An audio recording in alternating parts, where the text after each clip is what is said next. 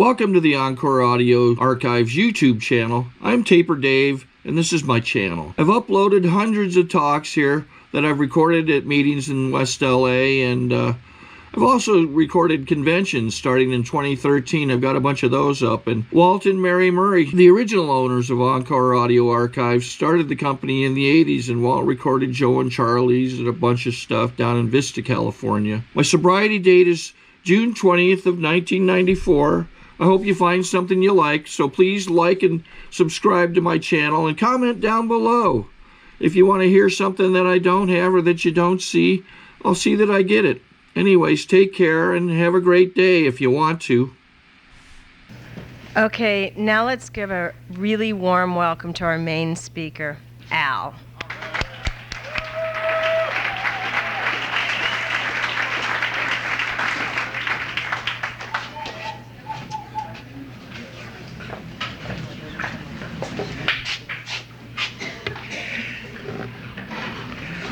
Hi everybody, my name's Al. I'm an alcoholic.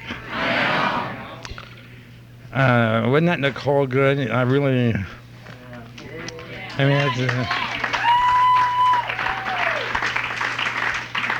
she said it how it was, and I really liked that. I was listening to my, so I get in the right frame of mind, I was listening to my spiritual tapes on the way up here tonight. This is Johnny Cash. And because I used to there's nothing like drinking just to sad cowboy music. Nothing's better than drinking feeling bad. I remember my very first songs I really liked when I was drinking. When I started going to a bar, I think I was around 18. I went down to Main Street and got a fake ID down there. And I went and I'd go in and buy ginger highs for like 35 cents. Can you believe that? And they had this old chick that was a piano. She played in the piano. I think she's about 28 or 29, you know what I mean? Playing on the piano bar, And my favorite song of hers was the Lionel Hamptons. I don't know if you ever, probably before most of you guys' times, but it was a real cheerful song. It was like Mood Indigo, like you ain't been blue. No, no, no. Loved it. Shit. And nothing like feeling bad, and sitting at the bar and taking a cigarette lighter and just watch the day go by, I started drinking when I was 16 years old. And I went to Monrovia High School, and I went up to the counselor there. His name was Mr. Manning. And I said, Mr. Manning, what classes do I take so when I'm 30 years old I can be at Salvation Army and going into Alcoholics Anonymous, you know what I mean? What classes do I take? He says, well, let me tell you, Al, he says, you're doing a pretty good job right now. You just keep thinking on the way you're thinking and you'll be just fine, you know what I mean? I never realized that thinking had something to do with what happens to your life. I always thought I was a victim of circumstance, that it wasn't my fault, you know what I mean? It was like, I quit smoking when I was sober around 5 years, and I went straight from smoking cigarettes to eating twisties, apple fritters, glazed donuts, whatever I can get my hands on. If you saw me, I was eating something, but at least I wasn't smoking, And after doing that for around 6 or 7 months, I got up to about 240 pounds.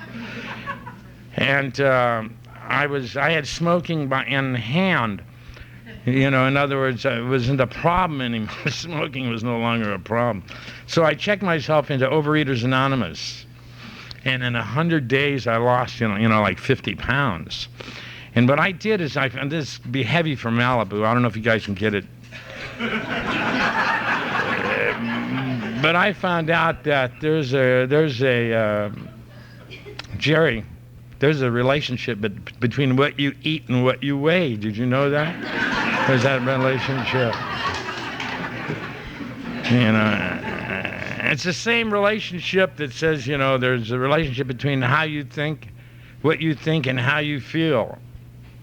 I got sober on November 23rd of 1963, and where I got to get sober was at Salvation Army. And the reason I got sober at Salvation Army is because I was living there, and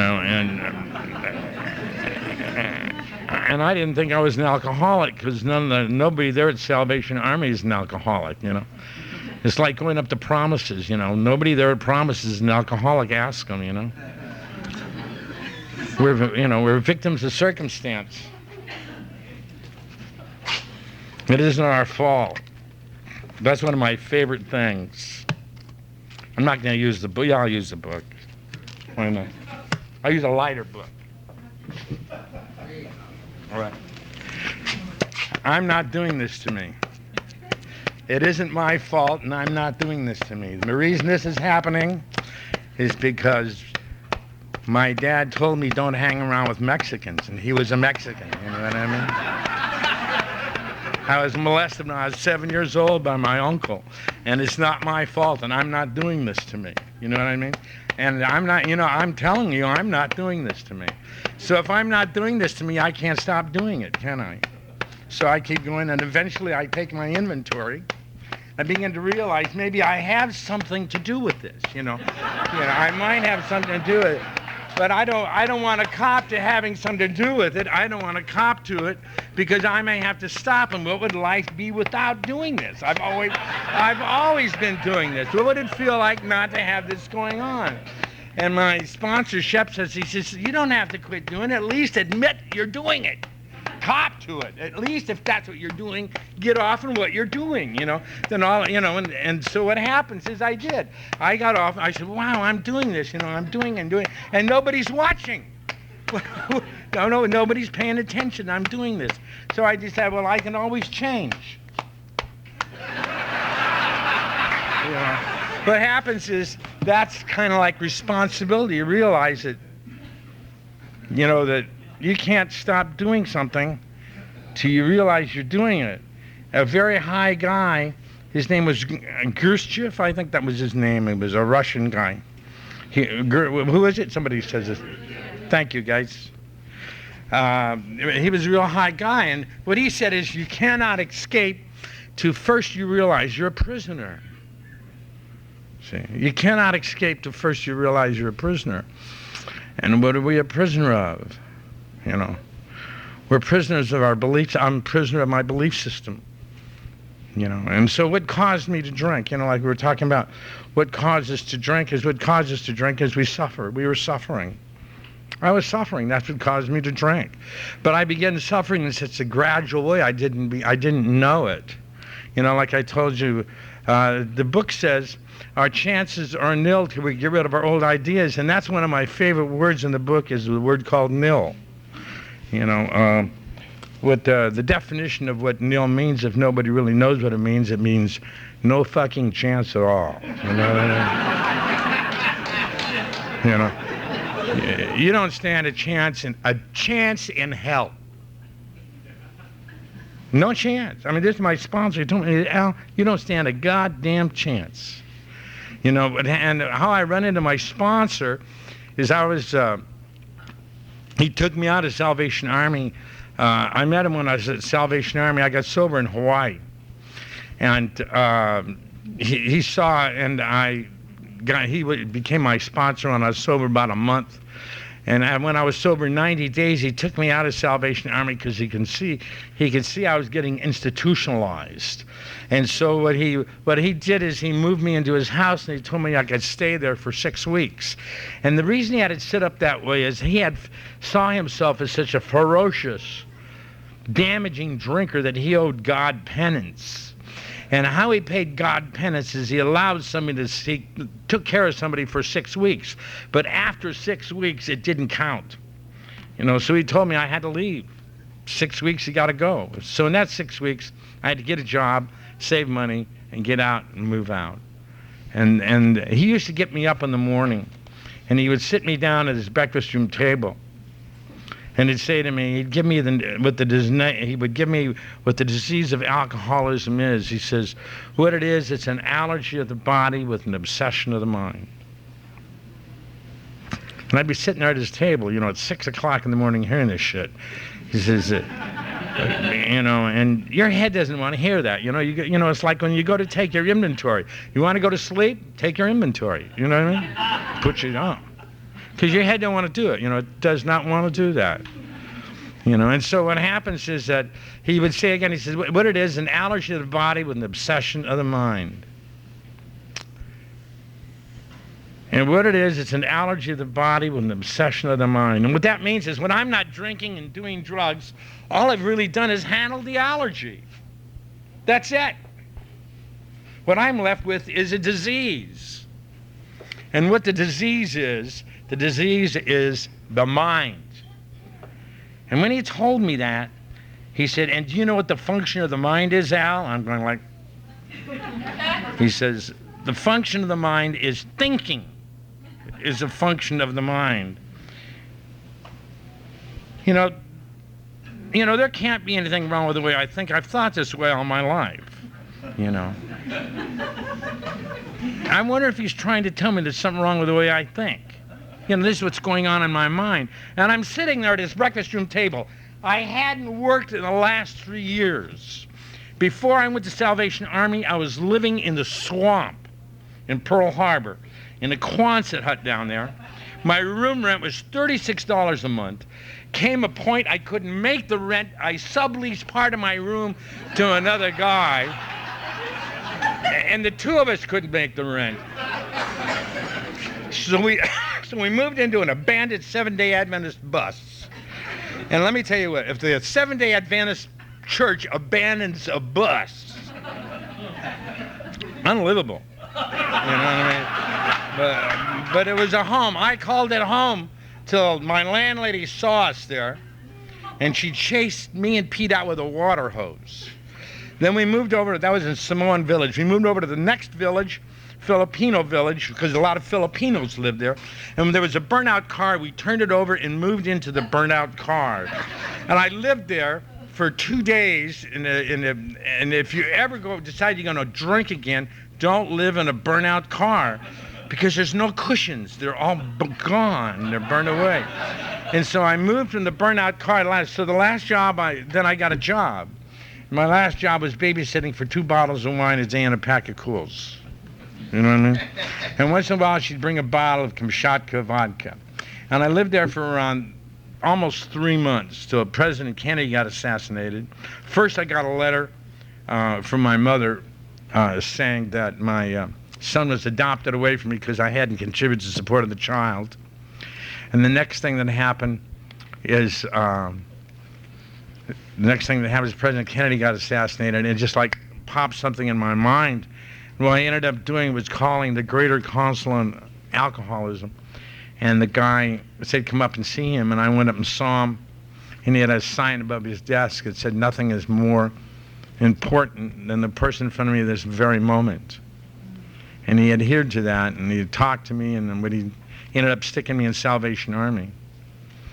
And the first 2 meetings went to Salvation Army. The guy who slept next to me led the meeting, and it was another old guy, like I think he was almost 50, loaded ice boxes and stoves in the back of trucks, and I had a good job. How many people, anybody been in the Salvation Army? Or? Dish room, I was in the dish room, man. I was in the dish room, I stacked it. I don't know if you had I started out labeling clothes with a label machine. And then I got promoted to the dish room. And I organized all of the, you know, the silver trays that come in with the silver peeling off, you know what I mean? And broken cigarette lighters and all that crap comes in, and you organize it so they can send it out to the stores. And I had a good job. That was a good job, and I didn't have to load trucks, you know what I mean? And so this guy slept next to me. Beside that, he pickled hard-boiled eggs, and he had the worst case of gas of anybody I'd ever seen. And so when he read chapter 5, he said, if you decide you want what we have and are willing to go to any lengths to get it, I didn't want what he had, you know? Who wants to get sober and move into the next bed, you know what I mean? Give me a break. So the same thing the following week. Anybody who heard me talk, it's always the same story. It's the same week, the following week, he led the meeting. And I still didn't want what he had, but we heard a bunch of people from town was going to come and put in a meeting for us. And I wanted to see what alcoholics look like. So I'm sitting outside the mess hall waiting for the meeting to start. And this almost new car pulls up, and sitting on the right-hand side of this car is this blonde that is so hot. We could just have a moment of silence just for her right now, you know? Like, and I got on, this guy, the guy's name is Bud Tullifson now. He lives up in Santa Rosa. And he gets out to Santa Paula. And he gets out, and she slides in behind the wheel, and he hangs his head in there, and he gives her a kiss, and he turns around, and he walks in, and this is Peter Gunn time. I don't know if you remember Peter Gunn and Richard Diamond on television. Well, what was in style at that time was like Continental clothes, you know, Ivy League, real, and and what this guy had is came in with a real nice Continental pants, a real tight leg pants, stow leg pants, and a white shirt, and a Slim Jim tie, and a button-down collar, a real sharp, you know, checkered blazer, and a hair combed. And we got up to read chapter 5 and said, if you decide you want what we have and are willing to go to any lengths to get it, you know, I wanted what he had. You know, I wanted that girl, that car, and that sport coat, you know, and I went up to, and I heard his story, and it was unbelievable. And I went up to him when the meeting's over, and I told him I couldn't make this program. I gave him so, you know, all of us have our sad little stories, right? And he goes like this to my chest. And you know, he says, look, he says, you take care of your number one problem, and everything else will take care of itself. Well, I said, well, what's my number one problem? He says, your number one problem is go to meeting every night for the first 90 days. I said, well, do I have to go every night? He said, well, how often did you drink? I says, okay, I'll go every night. And, you know, and you hear it so many times about going to meetings every night, but I'll tell you what, if you can take a look at people in this room here, and I've been around a long time. There's guys in this room that have been sober a long time, got a great attitudes, have created enormous things out of their lives. And I tell you why they did. And these guys went to meetings every night, like Jerry Shamalis and Jerry Hurst and Richard and Ray back there. These guys, Mary. I mean, I remember Mary when she was secretary of, what was that meeting down there? Poly Hall Young People's. But they go to meetings every night. You know what happens? They're sober, and their lives work. And why do their lives work? Because of one word, nil. Because of one word, nil. Why do we go to meetings every night? Because our chances are nil till we get rid of our old ideas. See? And I'm sitting there, remember I was telling you, I was sitting there, let's go back to my sponsor's breakfast room table. I'm sitting there, and he's telling me, he says, once you've stopped drinking, you just handled the allergy. You're left with the disease. The disease is the mind. The function of the mind is thinking. And I'm sitting there. I hadn't worked in the last 3 years. I deserted my wife. My son was adopted away from me, and I was wanted for 18 felony counts. And I was wondering, is this guy trying to tell me that there's something wrong with the way I think? Let me tell you what thinking's like. Imagine a train going down the road, going down the tracks. What pulls that train down the tracks is the engine. Wherever that engine goes, that's it. That's where it goes. I mean, even the Lord's Prayer tells us, that's probably, that's the top of all of my stuff that I've done, and I've been pursuing a spiritual whammo for a long time. You know what I mean? How would we call it?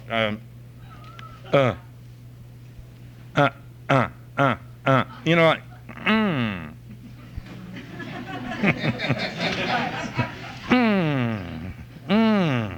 I've been after that, And after that, for a long time, one of the strongest guides in giving us the experience, opening us up to that experience, is the Lord's Prayer.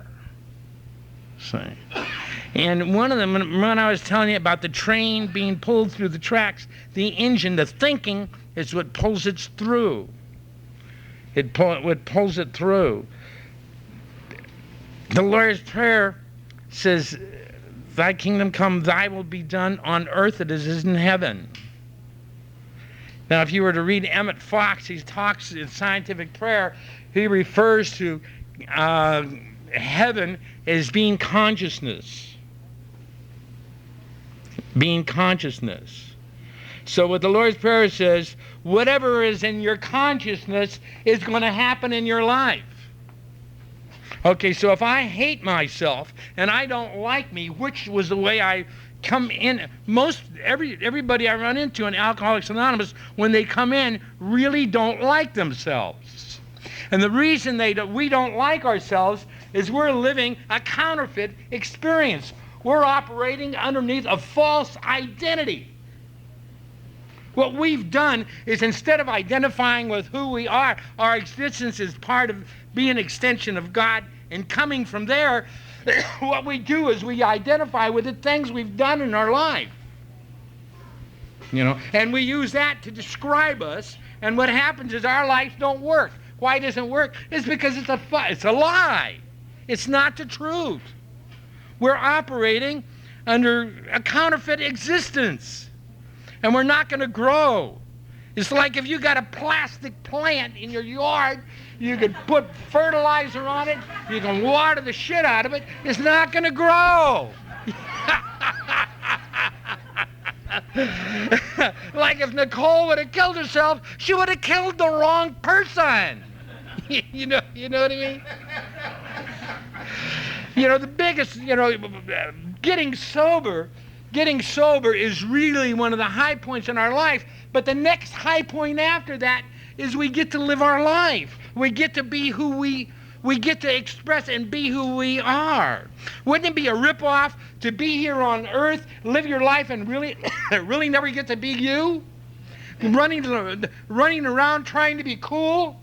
And the reason the person, I had to be cool. I remember when I was like this. Remember this? No, they used to, I'll date myself. They used to say, hey man, what's happening? What's happening, man? What's happening? And the reason we did that is we really didn't know what the fuck was happening, That was a logical question, And so what happens is that we come in here and we take these steps. And what the steps do is how they set us free. Let me put it this way. Here's a sailboat on a dock. Say this is a sailboat here. This mother is going to go sailing, right? You got that? Only one thing holding it, it's tied to the dock with these ropes. All these ropes tied. And this sailboat can't go sailing because it's moored to the dock. See? The sailboat by nature is free. By nature it's free, but it is tethered to the dock. And its chances are nil for sailing. Really? until it drops the fucking ropes. And the sailboat is so endarkened, he thinks he's a pier. You know what I mean? He thinks he's the dock. He thinks he's the ropes. How can he let something go when the sailboat thinks he's that? And we have that same thing here. We are free. God created us free. She created us free. Like, I mean, if you heard, like, I mean, Jesus, I mean, I'm not a Christian, don't get me wrong, or I'm not any real religion, but I mean, Jesus, I mean, said, I mean, you know, be like me. Buddha said, be free. You know, everybody said, in a sense, be who you are. Jesus was not trying to be Moses. You know what I mean? He didn't try to do that. You know, Buddha didn't try to pay whoever, somebody else. What Buddha did became cool because he did Buddha. You know, Jesus became cool because Jesus did Jesus. You know what I mean? So when what is God's will for me? You know, every time I think, what is God's will for me? What is God's will for me? You know, God's will for me is a dual. That's what God's will for me. God's will for me isn't to be good. Isn't to watch where I go. God's will for me is for me to do me. But you see, I can't do me if I think I'm what I've done. You guys, can we understand that? I'll do it more graphically. Okay. Did I pick my nose, or am I a nose picker? Okay. Did I scratch my ass, or am I an ass scratcher? Okay. Did I knock on the podium, or am I a podium knocker? If I was to define myself to you before I took the steps, I would identify myself to you as Al, the nose picking, ass scratching, podium knocker. You know, I would have done that. And you know what happened? My life wouldn't have worked. Because it was a lie. I was like that boat that was identifying with the pier and the ropes. I wasn't identifying with being a boat. I was identifying with being the pier and the ropes. So what happens is, after I took my inventory, before the inventory is the third step. And what happens is, my thing about with God is, I find out that who I am and what I am is just like the rest of you guys, is I'm an extension of God. We're all, you know, like little extensions of God stuck up out of the chairs, you know what I mean? Or, you know, like we're all God in drag, you know what I mean? Jerry Hurst is God pretending to be Jerry Hurst, you know what I mean? In other words, we're busy pretending to be who we are, and we just aren't aware of that. There's a story that I like. It talks about this little girl. This family had a child, a new baby, and they brought the baby home.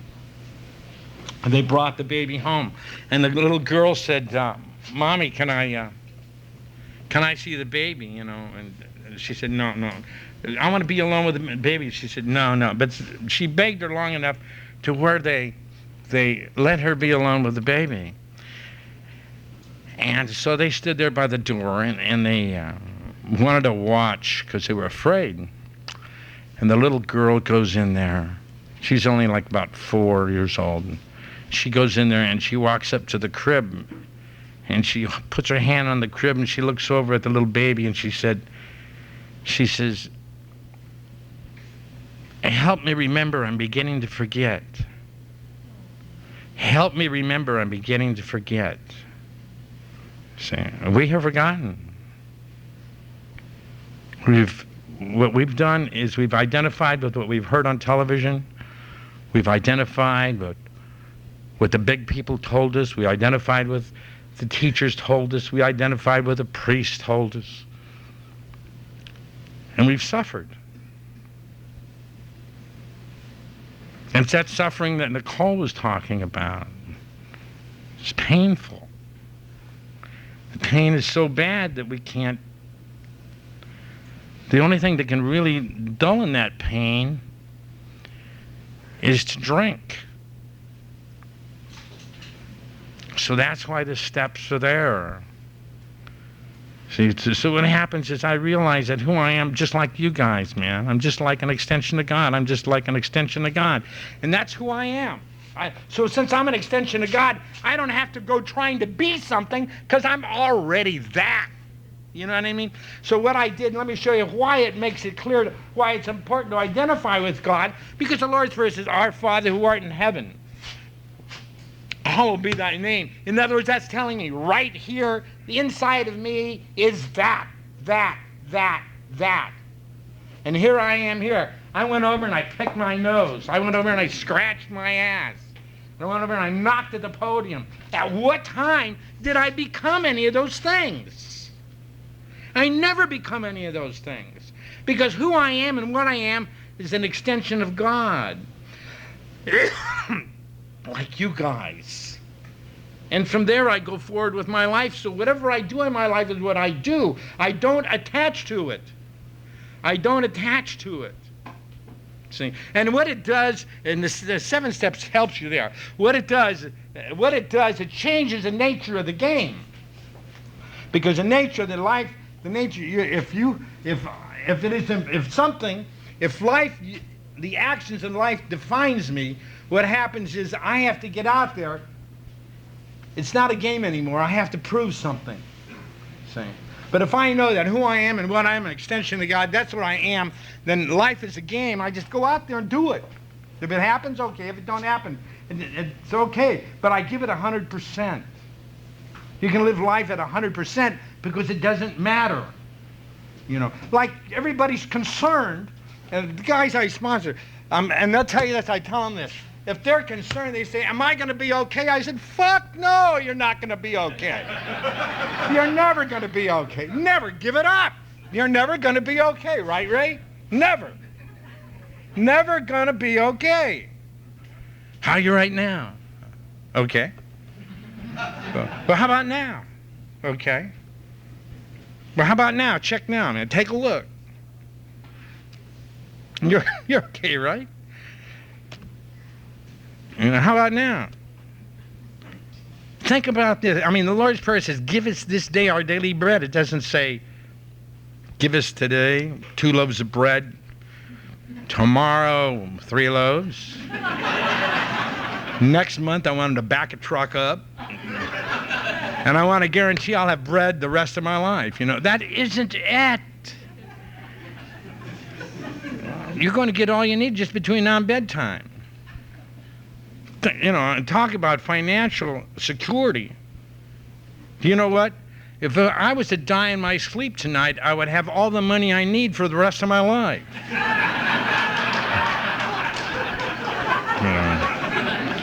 See, and what moves you into that frame of thinking is the steps.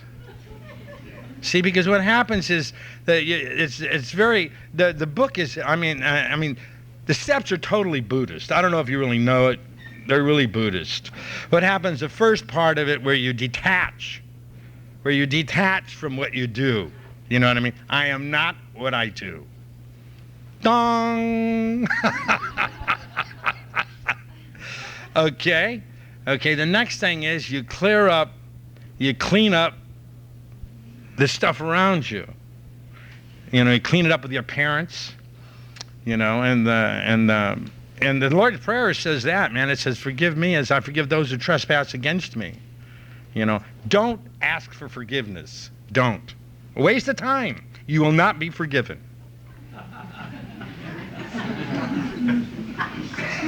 I wish the fuck I could tell you different. But you won't. You want to be forgiven? You got to forgive. The Lord's Prayer says, forgive me as I forgive those who trespass against me. So what I have to do is, if I want to be forgiven a little bit, I forgive a few people. You know what I mean? If I want to be forgiven middle, I forgive middle. If I want to be forgiven a lot, totally, I got to forgive everybody. You know? And it's the same way. If I want to be free, I got to set the people around me free. And you're talking about your parents. It's very important that we complete our relationships with our parents. Because what happens if we don't complete our relationships with our parents, we'll go trying to fix it with somebody else and it doesn't work. So you have to complete it. And how you complete a relationship, you tell them everything you have to say. You write it down. I remember I did it to my mom. I told her everything I had to say. And at the very bottom part, after you say everything you got to say, you'll find out that at the very bottom part, what is left is it. You know what? I really love you. You know, I really love you, you know. And I did the same thing to my dad, you know. And I remember I told my dad, you know, Dad, I remember it was he was sitting on his couch and I was talking to him. And I said, I told him everything and said, I really love you. He says, you know what? My nickname was Fonzie. He says, you know, Fonzie, he says, I'm never going to forgive you. But see, I have to understand, my dad was a very sick guy. He was a Mexican. He was prejudiced against Mexicans. But see, what happens is this isn't free. I mean, it isn't free because what my dad got to have was cancer. Then after he had cancer, what he got to have was strokes. And what eventually took him out was a cerebral hemorrhage. Same. And so what happens, he wasn't a well person. But he loved me. And I knew that. And I completed it with him. So when I do that, when I set my mom and dad free, I'm free. I'm no longer tied to that. Probably the thing that what really helped me is I was sober around 10 years, and I ended up by what time do I stop? 9:30. What? 9:30. What time? 9:25. Yeah. Yeah, we got to leave. No, what happened is I started meditating. I was sober about 10 years, and it's too bad I waited that long. It really is, because what happens is meditation does, it gives you mindfulness. It creates a sense of mindfulness, and you're able, you become aware. You know, you become aware like, God, I've really been bullshitted. And I was in charge of myself being bullshitted. You know, like I remember when I came to the realization, I thought I had a horse ranch, I was doing all this competitive trail riding, and I figured people are standing around at these AA meetings saying, God, where's Al? Oh, he's a lucky guy. He's up riding his horses up in Big Bear in these races and stuff like that. And we're stuck down here at AA parties, you know. And I figured that's what they were saying. But really, in reality, what happened, one guy would come out and say, where's Al? The other guy said, Al who? You know what I mean? Yeah. So very shortly after I came to that realization, I moved to Venice Beach, and Jerry Hurst and I became good buddies. We had our Sunday morning meetings there. I met Jerry Shamalis there. What happens is, and then I meditate every day for a half an hour every morning. And what it does, it just moves you into your underwear, you know. I mean, what you do is you hang out where you're at. You learn, you know, I have to go there because I have to move into the space where I'm at. You know, like how many times you go to meetings, somebody says, how do you stay in the now? God, how do you stay in the now? What you do is stand up in the back of the room and ask them, where in the fuck do you think you are? You know what I mean? Did you ask your head where you were at? You know, but had to happen, I have to realize I'm always here. I'm never going to be anywhere else. There's nowhere to go, I'm here. Nowhere to go, I'm here. And here I am, and here I am, and here I am. And what I realize, what happens is, the final thing that meditation helps you is you detach from your thinking. You realize that you're not your thinking. That's how you do that. And when I teach people how to meditate, I don't do it. I mean, when I do it once in a while, I take them out and I have them stand on the street, and I have them watch the cars go by. And you can do it. Watch the car just go. There goes a Ford. Chevy. Cadillac.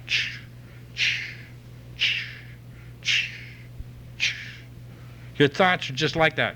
Just pretend like your thought's a car going by. Wow.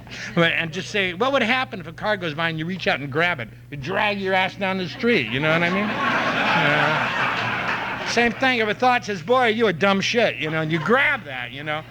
You say, what do you mean? Who are you talking to? You know what I mean? How many times you heard people say, well, I got a committee up there, you know.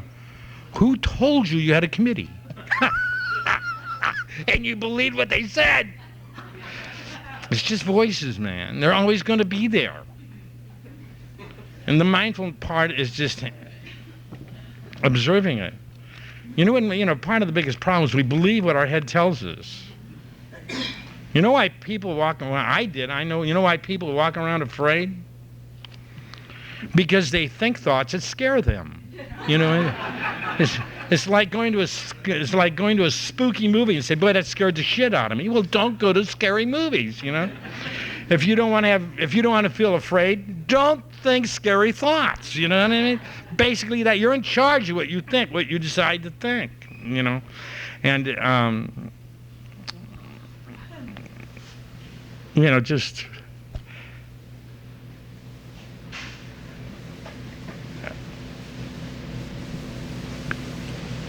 realize the dice of God is loaded. God cheats. There's no way we can lose. All we have to do is let go. Just let go. Let go. I have a horse, like Mike's got a horse. And very important, Mike, right? And riding a horse isn't important that you go in the same direction the horse is going. Isn't that important? Is that right, Mike? Yeah. Okay. Well, his life is identically the same way. If you want to know what's happening, take a look. That's what's happening. And if it's not happening, it's not happening. And just hang out there. Realize that I'm okay right now. I'm okay right now. Here's nothing. I'm okay right now, man. I want to thank you for asking me.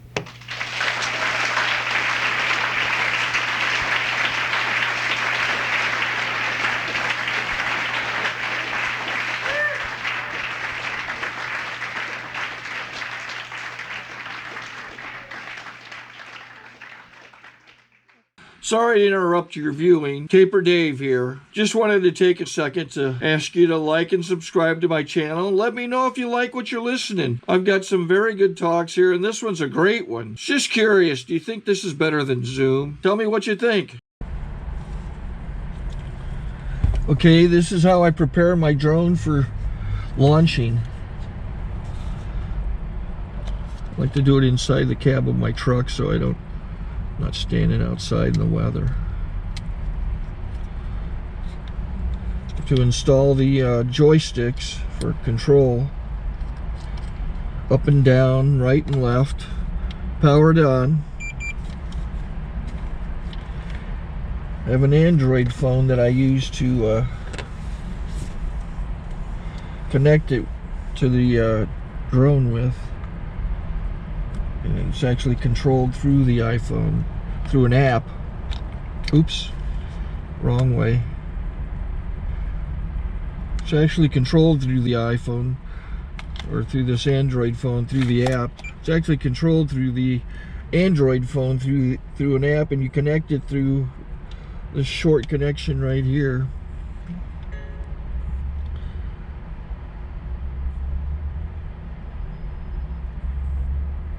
Remote control connected. Remote control's connected. So I pull out the drone. I have to extend the legs. Long legs extended first, then the short legs. Remove the gimbal protector. Set that aside, then power it on one short burst, then one long burst. I lay it down. So I have to go to calibrate. So the drone's not connected yet. It shows you here as this drone gets disconnected, even though the remote's powered on. So the drone has to establish it's connected. So I go into the app to calibration mode. First I'll calibrate the remote controller. Start calibration. Out, in, oop, out, in, up, down, and then this little wheel is to control the gimbal. So it's calibrated. Go to gimbal calibration, start calibration, and then it calibrates the gimbal. I don't know if that shows up. The gimbal's moving all over the place. Changes, you can see it on the video. And I'm calibrated to take off. It's acquired 7 satellites at the moment. There are 26 satellites up in the sky, which it has to acquire before you can take off. So it's connected. It's got enough satellites. This is white. I can go to press this little arrow button, swipe right to take off, and it would start the motors if I slid this to the right. But I'll wait till I get outside. Don't want to do it inside.